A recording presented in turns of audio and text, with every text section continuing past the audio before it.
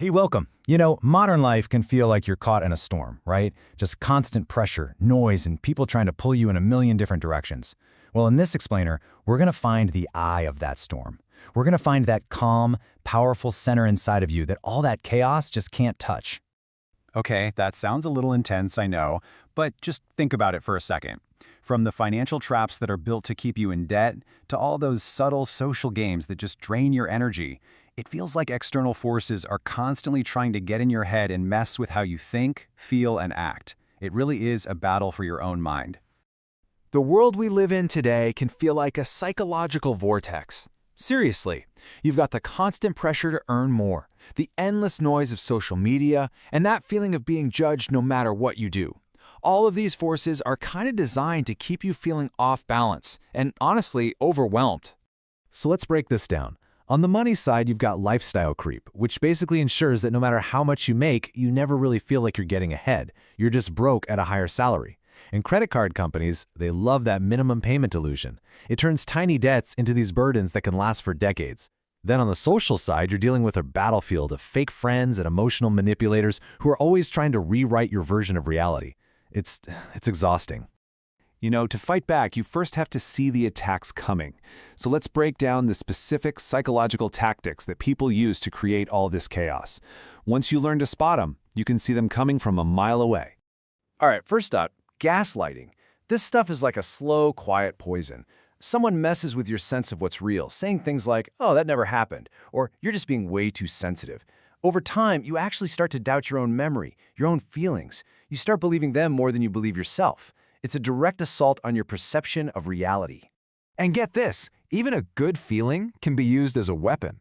Take love bombing. It feels absolutely incredible at first, right? They're obsessed with you, they tell you you're perfect, they're planning your future together on the second date. But here's the thing, it's not about love, it's about control. Because once you're hooked on that high, they pull back, go cold, and leave you scrambling, wondering what you did wrong. That initial intensity, it was just bait. Now this one is incredibly disorienting. You try to hold someone accountable for something they did, so what do? First, they deny it completely. Then, they attack you for even daring to bring it up, and finally, and this is the truly twisted part, they reverse the victim and the offender, making it seem like they're the one being attacked by you. All of a sudden, a conversation about their bad behavior turns into you having to defend yourself. And look, this isn't just happening in some big dramatic relationships. It's happening in our friendships all the time. Think about it, that masked friend who's all supportive to your face, but tears you down the second you leave the room. The user whose name only pops up on your phone when they need a favor.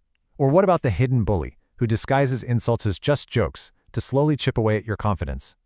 These aren't just bad friends, they are manipulators draining your energy.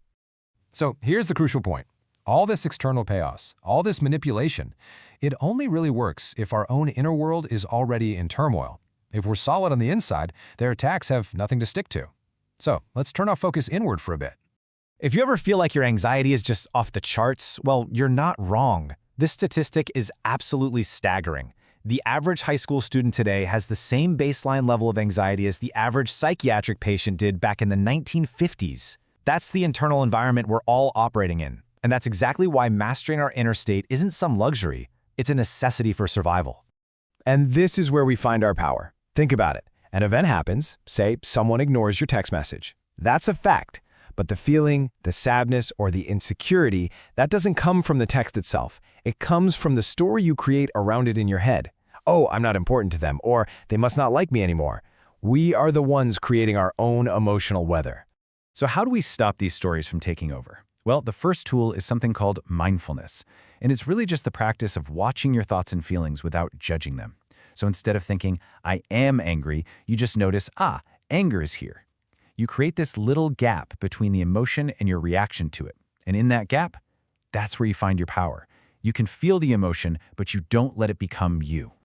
All right, so with that awareness, we can actually start building our defense. This is how you become that calm, sharp person standing perfectly still in the middle of the storm, completely unaffected by the chaos swirling all around you. I want you to think of this next tool as invisible armor for your mind. We'll call it the logical shield. It's basically a mental filter. So when a really strong emotion comes up, you run it through this filter before you act on it. You just ask a simple question. Is feeling this way useful right now? And a lot of the time, the answer is no. This shield is what protects you from those impulsive actions that are driven by fleeting emotions. Okay, so here are some practical ways you can strengthen that shield. First, like we said, observe your emotions from a distance.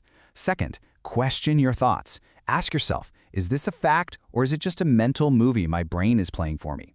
Third, and this one is huge, you have to attach your self-worth from what other people think. And finally, drop your expectations of how other people should behave. You can't control them, but you can always control your response. Now, mental strength is absolutely critical, but it's only half the battle. Your physical presence, your body language, is how you communicate your inner state to the entire world without ever saying a single word. And what's more, it actually reinforces that feeling of calm right back to you. See, walking tall with an open chest doesn't just look confident, it literally makes you feel more confident. Maintaining eye contact signals that you're present and you're aware. Using open gestures and mastering stillness, no fidgeting, sends this powerful unspoken message, I am calm, I am in control of myself. Your body can actually teach your mind how to feel. And that really brings it all together, doesn't it? You're never going to stop the world from being chaotic. There will always be money pressures, there will always be manipulative people, and there will always be unexpected problems. The real victory isn't changing the world out there, it's building an inner fortress that is so strong that the storm can rage all at once, but it can't get inside you. So I'll leave you with this question. The chaos is a given. That storm is always going to be there. The only thing you can truly control is who you choose to be within it. So, will you be the one who gets swept away, or will you be the calm, unshakable center? Thanks for tuning in.